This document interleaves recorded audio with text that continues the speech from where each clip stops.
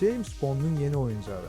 Apple cihazları rəsmən NATO'nun sirlərini qoruyacaq. iPhone və iPad sadəcə smartfon və planşet deyil, rəsmən NATO tərəfindən təsdiqlənmiş təhlükəsizlik qurğularıdır.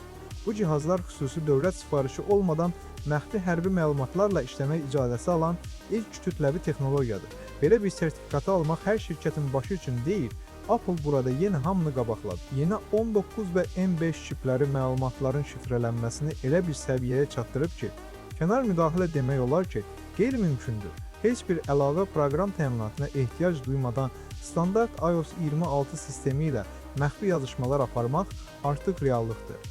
Bu o deməkdir ki, sizin gündəlik istifadə etdiyiniz cihazın təhlükəsizliyi generalın cihazı ilə eyni səviyyədədir. Bu yüksək texnologiyalı və təhlükəsiz cihazları əldə etmək üçün mütləq casus olmağa ehtiyac yoxdur.